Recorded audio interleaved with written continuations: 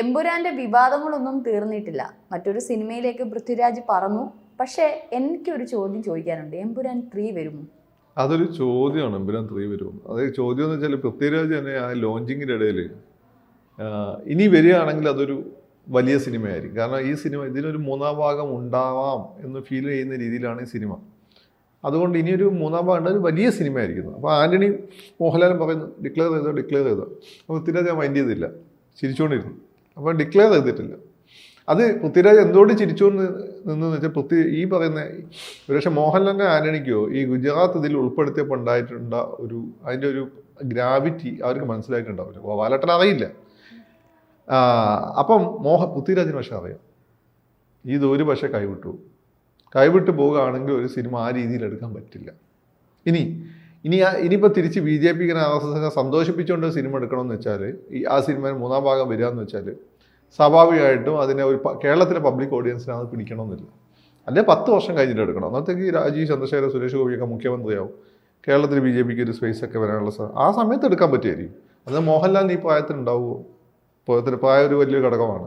അല്ല ആ പ്രായത്തിലെ മോഹൻലാലിനെ കാണിക്കുമോ എന്നൊക്കെ AI ഉള്ളതുകൊണ്ട് അറിയില്ല. ഏതായാലും നമ്മൾ ലോജിക്കലി നോക്കുമ്പോൾ ഒരു തേർഡ് എടുക്കുക എന്നുള്ളത് അത്ര എളുപ്പമല്ല. ഇനിയിപ്പോൾ ഉടനെ എടുക്കും എന്ന് വെച്ചാൽ ഇനിയിപ്പോൾ ഇതുപോലെ സെൻസറിങ് ഇതുപോലെ നടക്കുമോ? ഇപ്പം ഇതേപോലെയാണ് ഈ സിനിമ എടുക്കുന്നത്. അന്നപ്പം ആ സെൻസറിങ്ങിൽ അത് കടന്നുപോയി നോക്കണ്ട. ഇനിയൊരു സെൻസറിങ് വരുമ്പോൾ വളരെ കൃത്യമായി ഇനി ഏത് മലയാള സിനിമയും കൃത്യമായി കീറി മൂർച്ചതിന് ശേഷം അവർ സെൻസറിങ് നടത്തുള്ളൂ. അപ്പോൾ ഈ രീതിയിൽ അത് പോകാൻ ഒരു സാധ്യതയില്ല. മാത്രമല്ല ഇനിയിപ്പം ആ രീതിയിൽ തന്നെയാണ് ആ സിനിമ എടുക്കുന്നതെങ്കിൽ അത് പൃഥ്വിരാജിൻ്റെ ഇപ്പം ഒരു പാൻ ഇന്ത്യൻ കരിയറൊക്കെയാണ് അദ്ദേഹം ഉദ്ദേശിക്കുന്നതെങ്കിൽ RSSന് ഇന്ത്യയിലുള്ള സ്വാധീനം നമുക്കറിയാം. അദ്ദേഹത്തിന് അത് ആ രീതിയിൽ അദ്ദേഹത്തെ കരിയറിനെ ബാധിക്കാൻ സാധ്യതയുണ്ട്. ഇനി കരിയറിനെ ബാധിച്ചാലും പ്രശ്നമില്ല. ഇപ്പോൾ എടുത്ത പോലുള്ള നിലപാടെടുത്ത് അദ്ദേഹം മുന്നോട്ട് പോവുകയാണെങ്കിൽ അതിന് ആര് പൈസ മുടക്കും? ഇങ്ങനെയുള്ള പ്രശ്നങ്ങളെല്ലാം ഉണ്ട്. ഇനി ഗോപാലേട്ടൻ അങ്ങനെ അറിഞ്ഞുകൊണ്ട് ഗോപാലേട്ടൻ RSSന് BJPക്ക് എതിരൊന്നുമല്ല. ഇവർക്ക് അദ്ദേഹത്തോട് പ്രശ്നമൊന്നുമില്ല. ഇത് ഗോപാലേട്ടൻ അറിയാതെ പെട്ടുപോയതാണ്. ഇപ്പം എന്നോട് ലാൽ സാർ വിളിച്ച് അറിയാണ് പക്വതിനെ നമ്മളെ പണം ബുദ്ധിമുട്ടില്ലാന്ന് സഹായിക്കും. ലാൽ സാർ അല്ലേ പറയുന്നത്, നമ്മൾ പൈസ വെക്കില്ലേ? അതുപോലെയാണ് ഗോപാലേട്ടൻ പൈസ. ഇപ്പൊ മോഹൻലാലും ചിത്രം കണ്ടു കഴിഞ്ഞിട്ട് നമ്മൾ സന്തോഷത്തിലിരുന്ന മോഹൻലാലിനെ അല്ല ചിത്രം കണ്ടു കഴിഞ്ഞ അത് അന്ന് പലരും എടുത്ത് പറഞ്ഞിരുന്നെങ്കിലും പിന്നീട് വിവാദങ്ങളൊക്കെ ആയപ്പോഴാണ് പലരും അത് പിന്നീട് പറയാൻ. ലാൽ സാറിന് അതിന്റെ ഗ്രാവിറ്റി മനസ്സിലായിട്ടില്ല. കാരണം ഇദ്ദേഹത്തിന് ഈ മുരളി ഗോപിയുടെ പല സിനിമകൾ ഇതിലും ഭീകരമായ കാര്യങ്ങളുണ്ട്. അത് സിനിമ ഹിറ്റാകത്തോണ്ടോ അതിൽ മോഹൻലാൽ ഇല്ലാത്തതുകൊണ്ടൊക്കെ നിങ്ങൾ ശ്രദ്ധിക്കാതെ പോയതാണ്. പേരോ ഞാൻ പറയുന്നില്ല, ഞാൻ അന്നേ ശ്രദ്ധിച്ചാണ്. ഞാൻ സെൻസർ നടത്തിയ ആളുകളോട് ചോദിച്ചു ഇതൊന്നും കണ്ടിട്ടില്ലായിരുന്നു ചോദിച്ചു. സിനിമയല്ലേന്നു. അപ്പം അങ്ങനെയാണ് അതിൻ്റെ കാര്യം. ഇത് ഈ ഹിറ്റ് പടമാകുകയും അതിൽ മോഹൻലാലും പൃഥ്വിരാജും വരികയും ഗുജറാത്തിനെ പറ്റി കൃത്യമായ റെഫറൻസ് ഉണ്ടായി, ഗുജറാത്ത് റെഫറൻസ് വരികയും കാരണം ഗുജറാത്ത് കലാപം മോഡി നിങ്ങൾ മാറ്റി ചിന്തിക്കാൻ പറ്റില്ല. മോഡി BJP RSS ഇക്കാലത്ത് നിങ്ങൾക്ക് മാറ്റി ചിന്തിക്കാൻ പറ്റില്ല. അപ്പോൾ അത് കണക്റ്റഡ് ആവും. എന്നിട്ട് അത് പ്രശ്നമായിട്ടില്ലായിരുന്നു. ഇപ്പോൾ മേജർ രവി സിനിമ കണ്ട് ഇറങ്ങിയപ്പോൾ ഒന്നും പറഞ്ഞില്ലല്ലോ. അത് ബിനീഷിൻ്റെ പോസ്റ്റ് വന്നതോട് കൂടിയിട്ടാണ് പ്രശ്നമാകുന്നത്. ഇനി ബിനീഷിൻ്റെ പോസ്റ്റ് എന്ന് വെച്ചാൽ അത് ചർച്ചയാവാൻ വേണ്ടിയിട്ട് ഇടിപ്പിച്ചാണെന്ന് എനിക്കറിയില്ല. അല്ല, മേജർ രവി പറഞ്ഞ അത് നമ്മളൊരു നല്ലൊരു സംരംഭം പറയണ്ട എന്ന് കരുതി അത് അങ്ങനെ തന്നെ നമ്മൾ എക്സ്പ്രഷൻ കണ്ടാലോ അറിയാലോ മേജർ രവിയുടെ. മേജർ രവിക്ക് അത് മനസ്സിലായിട്ട് അപ്പം നമുക്കും മേജറിനൊക്കെ ഇത്ര കാര്യം കണ്ടാൽ മനസ്സിലാവും. പക്ഷെ അതിൻ്റെ അത്ര ഇതുപോലുള്ള സിനിമ മലയാളത്തിൽ വന്നതുകൊണ്ട് അത് ആ രീതിയിലൊരു പ്രശ്നമാവും എന്ന് മേജർ വിചാരിച്ചിട്ടുണ്ടാവില്ല. മേജറിനും അതിലൊരു എന്താ പറയുക ഇൻഹിബിഷൻ ഉണ്ടാവും. മേജർ വളരെ ഹാപ്പി ആയിട്ടാണ് എനിക്ക് അന്നത്തെ ആ വീഡിയോ കണ്ടപ്പോൾ തോന്നിയത്. അപ്പം ഇങ്ങനെയുള്ള പ്രോബ്ലംസ് ഉണ്ട്. അപ്പോൾ ഇനിയിപ്പോൾ നമുക്കറിയില്ല ഈ ഇന്ത്യൻ 3 ഷൂട്ട് ചെയ്ത് വെച്ച പോലെ ഇതും കൂടി ഷൂട്ട് ചെയ്ത് വെച്ചിട്ടുണ്ടോയെന്ന് അറിയില്ല. വെച്ചിട്ടുണ്ടോ? അതിനെ പൃഥ്വിരാജാണ് ഇത്രയും കാലം എടുത്ത് ചെയ്താണ്. വലിയ നമ്മൾ വിചാരിച്ച അപ്പത്തുള്ള എമൗണ്ട് ആയിട്ടുണ്ട്. അപ്പോൾ ഓൾറെഡി ഷൂട്ട് ചെയ്ത് വെച്ചിട്ടുണ്ടെങ്കിൽ ഒരു പക്ഷേ ഇറക്കം ഉണ്ടാവും. പക്ഷെ എങ്കിൽ പോലും അതിൽ എത്ര കട്ട് വരുമെന്ന് ഇനി പഠിച്ചോനെ പറയാൻ പറ്റുള്ളൂ. അതാണൊരു കാര്യം. ഇപ്പോൾ കോൺഗ്രസ് ഭരിക്കുന്ന സമയത്താണെങ്കിൽ പോലും എനിക്ക് തോന്നുന്നില്ല അവരുടെ എമർജൻസിനെ പറ്റി ഇങ്ങനെ ഒരു സിനിമ വന്നു കഴിഞ്ഞാൽ അവർ കത്തി വെക്കും. അല്ലെങ്കിൽ ഇപ്പം കയ്യൂർ സമരത്തെ പറ്റിയിട്ട് കമ്മ്യൂണിസ്റ്റുകാരുടെ ഒരു സംഭവം അതിനെപ്പറ്റി വേറൊരു ആംഗിളിലൊരു സിനിമ വന്നാൽ എനിക്ക് തോന്നുന്നില്ല കമ്മ്യൂണിസ്റ്റുകാരാണ് ഇന്ത്യ ഭരിക്കുന്നതെങ്കിൽ അത് ഏത് രീതിയിൽ പോകും. അതൊക്കെ നമ്മൾ കലാകാരനെ അവരുടെ സ്വാതന്ത്ര്യം അനുവദിക്കണമെങ്കിൽ പോലും ഈ ഇവരാരും അത് അനുവദിക്കില്ല. BJPക്കാരെയും മറ്റുള്ളവർ കുറ്റം പറയും, മറ്റുള്ളവരെയും BJPക്കാർ കുറ്റം പറയുന്നല്ലാതെ ഇവരെ അനുവദിക്കില്ല.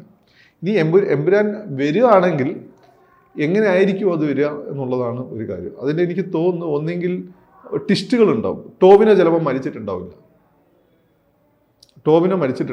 ഇതൊരു നാടകമായിരിക്കും മറ്റവന്മാരെ പറ്റിക്കാൻ വേണ്ടിയിട്ട്. കാരണം എന്താണ് ഷാങ് ട്രയാഡ് ചൈനീസ് ഇവരുണ്ടല്ലോ മാഫിയ. അവർ പൃഥ്വിരാജിനെ അവർ വിലക്കെടുത്തിട്ട് മോഹൻലാലിൻ്റെ രഹസ്യങ്ങൾ ചോർത്തുകയാണ് എന്ന രീതിയിലായിരിക്കും. എന്നാൽ പൃഥ്വിരാജിനെ മോഹൻലാൽ തന്നെ അറിഞ്ഞുകൊണ്ട് അവരെ കൂടെ വിട്ടതായിരിക്കും, അവരെ താക്കാൻ വേണ്ടി. അങ്ങനെയൊക്കെ വരാനാണ് സാധ്യത. എന്നിട്ട് ഈ ടോവിനോ മരിക്കുന്നത് അങ്ങനെ ഒരു പ്രതീതി ഉണ്ടാക്കിയതാണ് എന്ന രീതിയിൽ. കാരണം അപ്പുറത്ത് അത് പൃഥ്വിരാജിനെ മരിക്കുന്ന സമയത്ത് പൃഥ്വിരാജ് ഉണ്ട്. പൃഥ്വിരാജ് ഈ സിനിമയിൽ അധികം വന്നിട്ടില്ല. അപ്പോൾ മോഹൻലാൽ ഇല്ലാന്ന് കുറച്ചേ ഉള്ളൂ. അതിന് പൃഥ്വിരാജ് കാര്യമായിട്ട് ഈ സിനിമയിൽ ഇല്ല. കുട്ടിക്കാലമാണ് കൂടുതലായിട്ടുള്ളത് പൃഥ്വിരാജ് ഉള്ളത്. ആ പൃഥ്വിരാജിനെ മോഹൻലാൽ അങ്ങോട്ട് വിട്ടിട്ട് ഈ ഓരോ രഹസ്യങ്ങൾ ചോദിച്ച് ഷാങ് ട്രയാഡിൻ്റെ രഹസ്യങ്ങൾ മനസ്സിലാക്കി അവരെ ഉള്ളിൽ നിന്ന് പൊളിക്കാൻ പൃഥ്വിരാജിനെ വിടാനാണ് സാധ്യത. അങ്ങനെയാണ് ഒരു സാധ്യത വരുന്നത്. ഈ ടോവിനോ ഒട്ട് മരിക്കാനും സാധ്യതയില്ല. പിന്നെ വേറൊരു കാര്യം എന്ന് വെച്ചാൽ ഈ ടെക്നോളജിക്കലായിട്ടുള്ള വാർത്തകളായിരിക്കും. കാരണം അതിലൊരു ചൈനയുടെ ചാര ഉപഗ്രഹം ആദ്യം കാണിക്കുന്നുണ്ട്. എന്തിനു കാണിച്ചാൽ അത് തേർഡിന് കണക്കായി കാണിച്ചാൽ എനിക്ക് തോന്നുന്നു ചിലപ്പോൾ. കാരണം വെച്ചാൽ ഈ ടോവിനോ ഇവിടെ തടവിലാണ്. ഈ ഖുറൈഷിയുടെ രഹസ്യങ്ങൾ ചോർത്തണമെങ്കിൽ സാധാരണ മനുഷ്യന്മാർക്ക് സാധ്യമല്ലാത്ത രീതിയിലാണ്. അല്ലെങ്കിൽ അമേരിക്കയുടെ CIA പോലും ഒരു ക്ലൂ ഇല്ല ഇയാളാരാന്നുള്ളത്. അപ്പോൾ ചാര ഉപഗ്രഹങ്ങൾ വഴി ആണ് ഖുറൈഷിയുടെ നീക്കങ്ങളും ഈ പറഞ്ഞ ടോവിനോ അവിടെ ഉണ്ട് എന്നുള്ള കാര്യവും ഒക്കെ ചെയ്യുന്നത്. പിന്നെ ടോവിനോൻ്റെ ഖുറൈഷിയുടെ ഒരു ഹെലികോപ്റ്ററിൽ ബോംബ് വെക്കുക എന്നുള്ള അത്ര എളുപ്പമൊന്നുമല്ല. ഇനി അങ്ങനെയാണ് ആ സിനിമ വരുന്നതെങ്കിൽ. അപ്പം അതിന് ചെയ്യാൻ പറ്റുന്നത് എന്താണ്? ഇപ്പം അമേരിക്കയുടെയും റഷ്യയുടെയും ഇവരുടെയും കയ്യിൽ, ഇസ്രായേൽ ആൻഡ് ചൈനയുടെ കയ്യിൽ ഒരു എനർജി വെപ്പൺ എന്ന് പറഞ്ഞ സാധനം ഉണ്ടെന്നാണ് പറയപ്പെടുന്നത്. അത് ഉപയോഗിച്ചിട്ടാണ് നമ്മുടെ റാവത്തിൻ്റെ ഹെലികോപ്റ്റർ ചൈനക്കാർ തകർത്തെന്നൊക്കെ ഒരു ഭാഷയുണ്ട്. ഒഫീഷ്യൽ വേർഷൻ ഡിഫറൻ്റ് ആണെങ്കിൽ എനിക്ക് തോന്നുന്നത് ചൈനക്കാർ ഒപ്പിച്ച പണിയാണെന്നാണ് എനിക്ക് തോന്നുന്നത്. ഈ എനർജി വെപ്പണിൻ്റെ കാര്യം നിങ്ങളൊന്നും കാണുകയില്ല. എനർജിയാണ് അയക്കുന്നത്, ലേസർ പോലെയുള്ള. അത് ബോംബിന് ഇമ്പാക്റ്റ് ഉണ്ടാവും. അപ്പോൾ എനർജി വെപ്പൺ ഉപയോഗിച്ചിട്ടാണ് ഹെലികോപ്റ്റർ തകർത്തെന്ന് അറിയില്ല. അതിന് ഷാങ് ട്രയാഡിന് ചൈനീസ് ഗവൺമെൻറ് സപ്പോർട്ടുണ്ട്. അപ്പം ഇതിൽ പറയുന്നത് വെച്ചാൽ അറബ് ഇന്ത്യൻ അലയൻസും മറ്റേത് ചൈനീസ് ആഫ്രിക്കൻ അലയൻസുമാണ്. സ്വാഭാവികമായിട്ടും അറബ് ഇന്ത്യൻ അലയൻസ് വരും. സ്വാഭാവികമായിട്ട് ഇന്ത്യ ഗവൺമെൻറ് അതിലൊരു പക്ഷേ ഇൻവോൾവ് ആവും. ചിലപ്പം BJPക്കാരെ സന്തോഷിപ്പിക്കാനല്ല, അല്ലാതെ തന്നെ നാച്ചുറലായിട്ട് തന്നെ ഇന്ത്യ ഗവൺമെൻറ് മോഡീനെയൊക്കെ, അല്ലെങ്കിൽ മോഡീനെ ഇതിന് നെഗറ്റീവ് കാണിക്കുന്നില്ലല്ലോ. മോഡി ഈ സിനിമ നെഗറ്റീവ് കാണിക്കുന്നത്, അമിത്ഷാനെ നെഗറ്റീവ് കാണിക്കുന്നില്ല. ബാബു ബജ്രംഗി എന്ന് വന്നിട്ടുള്ള അവിടുത്തെ ലോക്കൽ നേതാവാണ് ഇതിൻ്റെ ബൽദേവായിട്ട് വരുന്നത്. ഇങ്ങനെ ആകുമ്പോൾ അയാൾ ജയ്ദീപ് പട്ടേലാണ് കലാപം നടക്കുക വിശ്വ പരിഷത്തിന് അവിടുത്തെ നേതാവ്. ജയ്ദീപ് പട്ടേലിനെ കാണിക്കുന്നില്ല. അപ്പോൾ ലോക്കൽ നേതാവിനെ കാണിക്കുന്നുള്ളൂ. അപ്പോൾ ഇത് ഒരു പക്ഷേ ഇത് ചൈനയുമായിട്ടുള്ള ജനക്കാരുമായിട്ടുള്ള ഒരു പോരാട്ടത്തിൽ ഇന്ത്യ ഗവൺമെൻറ്റിനെയൊക്കെ പോസിറ്റീവായി കാണിക്കുന്ന ഒരു ഭാഗമായിരിക്കും. അതിലൊരു പക്ഷേ നമ്മൾ അടുത്ത വാർഡിൽ ചിലപ്പം വാറിലെ ഋതിക് റോഷൻ്റെ കബീർ, അല്ലെങ്കിൽ പഠാൻ, അതല്ലെങ്കിൽ ടൈഗർ സിന്ധായാലും സൽമാൻ, ഇവരാണെങ്കിൽ ഇത് ഇനി വ്യക്തമായ പാൻ ഇന്ത്യൻ കോഓപ്പറേഷനാണ്. അപ്പം വാറിൽ നമ്മുടെ NTR ജൂനിയർ ഉണ്ട്. പിന്നെ ജൂനിയർ NTR അല്ലേ അയാളെ പേര്? മറ്റേ നാച്ച് പാട്ടൊക്കെ പാടി തെലുങ്കൻ അയാളുണ്ട്. അപ്പോൾ അതേപോലെയുള്ള ഒരു കൊളാബറേഷനെ പുറത്ത് ഇവരാരെങ്കിലും ഇനി വരാം. ഇനി ഒരു പക്ഷേ ഇന്ത്യ ഗവൺമെൻറ് ഖുറൈഷി ഒരു പക്ഷേ മോഡിയായിട്ട് കണക്ട് ചെയ്യാം, അല്ല അമിത്ഷാ, അങ്ങനെയൊക്കെ വരാനാണ്. ഇപ്പോൾ തേർഡ് പാർട്ടി ഉണ്ടെങ്കിൽ ഇതിനൊക്കെയാണ് സാധ്യതകൾ. അപ്പോൾ അതുകൊണ്ടാണോ ഇനി ഇങ്ങനൊരു വലിയൊരു ഷോക്ക് വേവ് ഇവിടെ RSS ഹിന്ദുത്വ BJP സർക്കിളിൽ ഉണ്ടാക്കിയിട്ട് അടുത്ത ഘട്ടം പൂർണ്ണമായിട്ട് വേറെ ആരെയും പിണക്കാതെ India is equal to BJP is for right, BJP is for peace എന്ന രീതിയിലാണ് എടുക്കാൻ പോകുന്നത് നമുക്കറിയില്ല. ഇതൊക്കെയാണ് ഇതിന് പോസിബിലിറ്റീസ് നമ്മളതിൻ്റെ സ്ക്രിപ്റ്റ് വൈസ് ചിന്തിക്കുമ്പോൾ. അല്ലാതെ ഇതെടുത്ത പോലെ ഈ കാണുന്നത് പോലെ ഒരു തേർഡ് പാർട്ട്, നിങ്ങൾ ഈ പാർട്ട് തന്നെ നോക്കിയാൽ മനസ്സിലാവും. ഇതിൽ മോഡിനെ കാണിക്കുന്നില്ല, അതാണ് ഒരു കാര്യം. അമിത്ഷാ വരുന്നില്ല, ഇവരാണല്ലോ പ്രധാനപ്പെട്ട നേതാക്കന്മാർ.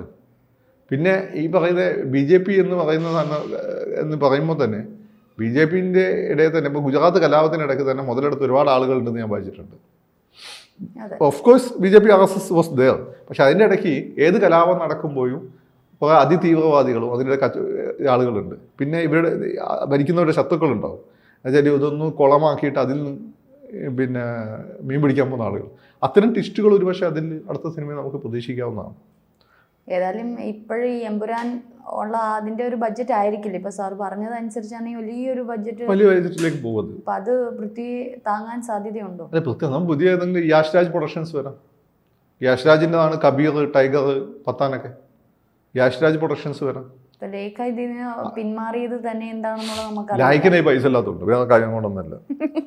ലായിക്ക എന്ന് വെച്ചാൽ മറ്റേ എന്താണ് അയാളുടെ പേര്, അല്ലിരാജ, സുഭാസ്കര മല്ലിരാജ. അയാൾ ആ രാജപക്ഷയുടെ ആളാണ്. രാജപക്ഷ എന്ന് വെച്ചാൽ മോഡിക്ക് വിരുദ്ധനാണ്.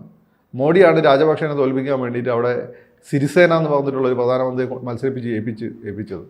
അപ്പോൾ രാജപക്ഷ ആൻറ്റി ഇന്ത്യനാണ്, പ്രോ ചൈനയാണ്. മനസ്സിലായോ? ഈ സുഭാസ്കർ അല്ലിരാജ അയാളുടെ ആളാണ്. അപ്പോൾ അയാൾ ഇവിടെ മോഡിനെ കുറ്റം പറയുന്നതെന്ന് അയാൾ പിൻവലിക്കേണ്ട ഒരു ആവശ്യമില്ല. അയാളെ ബിസിനസ് ഇവിടെയല്ല, അയാളെ ബിസിനസ് ഇംഗ്ലണ്ടിൽ മറ്റൊരാളൊക്കെയാണ്. അത് അവർ കുത്തുവാളെടുത്തു ശങ്കറിൻ്റെ സിനിമ ചെയ്തിട്ട്. ശങ്കർ സിനിമ മൊത്തം ഡിലീറ്റഡ് ആയി പോയിന്ന്.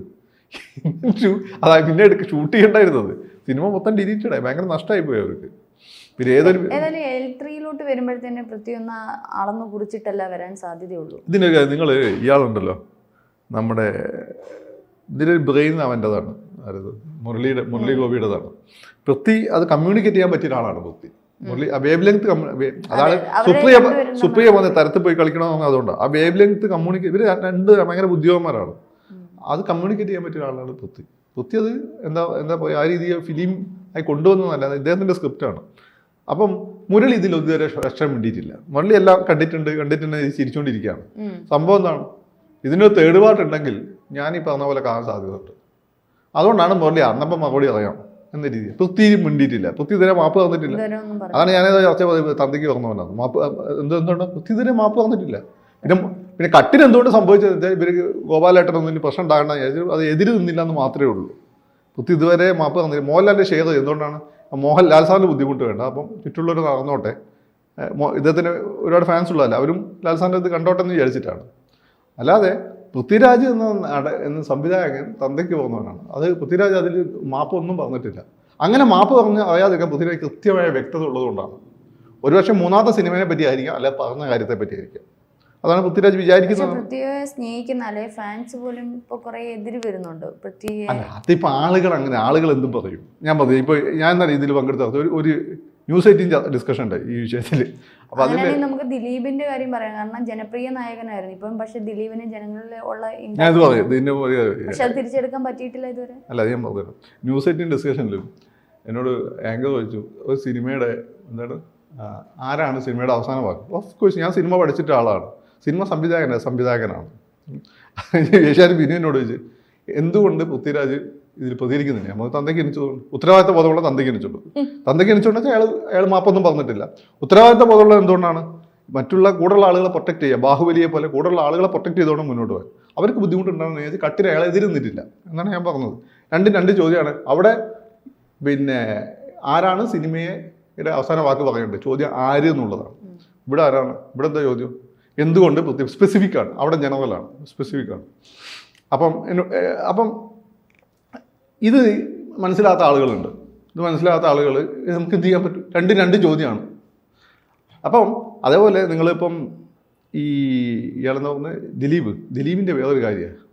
ദിലീപിൻ്റെ പ്രശ്നം എനിക്ക് ആ കേസിനെ പറ്റി കൂടുതലൊന്നും അറിയില്ല. പക്ഷേ ദിലീപിൻ്റെ ഏറ്റവും വലിയ ഓഡിയൻസ് സ്ത്രീകളായിരുന്നു, സ്ത്രീകളായിരുന്നു.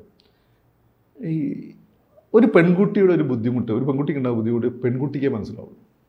അപ്പോൾ ദിലീപിൻ്റെ പേര് ഇതിൽ വന്നതോട് കൂടിയിട്ട് സ്ത്രീകൾ ഭയങ്കരമായിട്ട് ദിലീപിനെതിരായി. അതാണ് ദിലീപിന് പറ്റിയത്. ആ അടിയിൽ ദിലീപ് ഒലഞ്ഞു പോയി. അപ്പോൾ ഒലഞ്ഞു പോയപ്പോൾ ദിലീപിന് എന്ത് പറ്റി, സിനിമ ഒരുപാട് മാറി, പുതിയ സംവിധായകർ വന്നു, അവർ പുതിയ രീതിയിലാണ് സിനിമ കൺസീവ് ചെയ്യുന്നത്. പഴയ കോമഡികളുടെ സ്ഥാനത്ത് ഇപ്പം ബോർഡ് അടിയിലുള്ള പോലെ പുതിയ തരം കോമഡീസ് വന്നു. അതൊന്നും ദിലീപിൻ്റെ സിനിമയിൽ ഇപ്പോൾ നമ്മൾ കാണുന്നില്ല. പിന്നെ ദിലീപ് ഞാനെന്തോ പ്രൂവ് ചെയ്യാൻ വേണ്ടിയിട്ട് ഒരുപാട് വേഷം കെട്ടലുകൾ ഇപ്പോൾ നടത്തുന്നു, കൈവിട്ട് പോകുന്നു എന്നുള്ള ഫീല് വന്നപ്പോൾ അതെല്ലാം ദിലീപിന് തിരിച്ചടിയാവുകയാണ്. ദിലീപ് അത് ഈ കേസിൽ നിന്ന് ഓക്കെ നാട്ടുകാരെ കൺവിൻസിങ് ആകുന്ന രീതിയിൽ പിന്നെ തിരിച്ചു വരണം. അയാൾക്ക് ഇത് ഇൻവോൾവ്മെൻ്റ് ഇല്ലാന്ന രീതിയിൽ അയാൾ തിരിച്ചു വരണം. രണ്ടാമത്തെ കാര്യം, അയാൾ ഈ പാനിക് ആവാതെ ഇരുന്നു കൊണ്ട് ഇനി എന്താണ് ചെയ്യുന്നത്, അമിതാഭ് ബച്ചനൊക്കെ ചെയ്ത പോലെ, ഇപ്പോൾ മമ്മൂക്ക ചെയ്യുന്ന പോലെ ഇനി എന്താണ് ചെയ്യുന്നത്, കാലം മാറി 10 വർഷമായി. അപ്പോൾ ആ രീതി പ്ലാൻ ചെയ്താൽ അയാൾക്ക് വരാം. പൃഥ്വി അങ്ങനെയല്ല. പൃഥ്വി പണ്ടേ ഇതൊക്കെ മനസ്സിലാക്കിക്കൊണ്ട് എന്താണ് പൃഥ്വി അയാൾ 31 വയസ്സിലാണ്, 26 വയസ്സുള്ള 35 വയസ്സിലാണ് 18 വയസ്സുള്ള പങ്കുവച്ചുകൊണ്ട് അച്ഛനായിട്ട് അഭിനയിച്ചത്. പൃഥ്വി എല്ലാ വേഷം അങ്ങോട്ടും മാറി ചെയ്യുന്നുണ്ട്. അപ്പം പൃഥ്വിനത് പിന്നെ പൃഥ്വിക്ക് പണ്ടേ ആർഎസ്എസിൻ്റെ ഫാൻസ് ഇല്ലല്ലോ.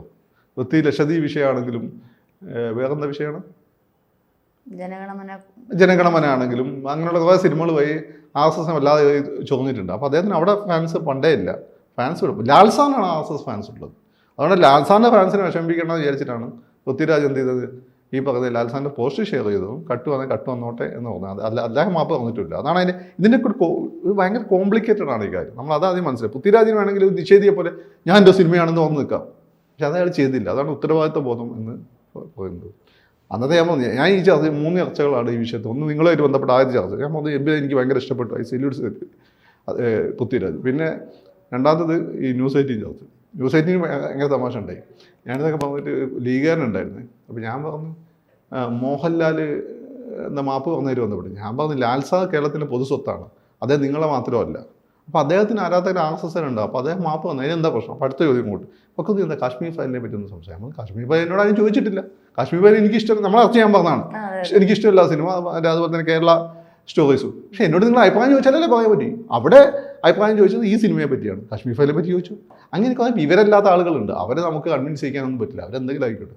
വിവരമുള്ള സാമാന്യ ബോധമുള്ള ആളുകൾ നമ്മളെ പറ്റി എന്ത് ചിന്തിക്കുന്നു നോക്കിയാൽ മതി. പൃഥ്വിരാജിൻ്റെ ഒരു ലൈൻ അത് തന്നെയെന്ന് എനിക്ക് തോന്നുന്നു. ഇതാണ് എൻ്റെ നിലപാട്, അത് നിങ്ങൾ എടുക്കുകയാണെങ്കിൽ എടുക്കുക, ഞാൻ ഇങ്ങനെയാണ്. അയാൾ ഇത് ഇത്രയും കാലം അങ്ങനെയാണ് പോയത്. പിണറായി വിജയനെ കൊണ്ടും മോഡിനെ കൊണ്ടും പറഞ്ഞു ഇത്രയും കാലം അയാൾ സക്സസ്ഫുള്ളുമാണ്. ആ കോൺഫിഡൻസ് ആണ് അയാളെ നയിക്കുന്നത്. ലാൽ സാറിനെ സംബന്ധിച്ചിട്ട് ലാൽ സാർ നമ്മുടെ എല്ലാവരുടെയും ആളാണ്. അപ്പോൾ അദ്ദേഹത്തിൻ്റെ കൂടെ നിൽക്കുന്ന ആളുകൾ വിഷമിക്കുന്ന അദ്ദേഹത്തിന് ഇഷ്ടമില്ല. അതുകൊണ്ടാണ് അദ്ദേഹം സോറി പറഞ്ഞത്. മാത്രമല്ല അദ്ദേഹത്തിന് അതിൻ്റെ ഗ്രാവിറ്റി മനസ്സിലായിട്ടില്ല. ആ സിനിമയിൽ അഭിനയിക്കുമ്പോൾ ആൻ്റണിക്ക് മനസ്സിലായില്ല. മനസ്സിലായിരുന്നെങ്കിൽ ആ സിനിമ ആ രീതിയിൽ കൊണ്ടുവരാൻ സമ്മതിക്കില്ലായിരുന്നു. ഗോപാലേട്ടൻ അറിയില്ലായിരുന്നു, പാവമാണ്, പെട്ടുപോയതാണ്. ഇത് കൃത്യമായിട്ട് അറിയാവുന്ന ഗ്രാവിറ്റി എല്ലാം കൃത്യമായിട്ട് അറിയാവുന്ന പൃഥ്വിരാജിനും മുരളിക്കാണ്. രണ്ടുപേരും അല്ല നോക്കിയും കണ്ടു എടുക്കും. എനിക്ക് തോന്നുന്നു ഇതിൻ്റെയൊക്കെ ഉള്ള മറുപടി അതിലുണ്ടാവും, അതിനാണ് സാധ്യത. അല്ലാതെ ഈ രീതിയിൽ ഇന്നത്തെ ഇന്ത്യയിൽ ആ സിനിമ എടുക്കാൻ പറ്റില്ല. കൂടുതൽ വാർത്തകളും വിശേഷങ്ങളും നിങ്ങളിലേക്ക് എത്താൻ ABC മലയാളം സബ്സ്ക്രൈബ് ചെയ്യുക, ബെൽ ബട്ടണും അമർത്തുക.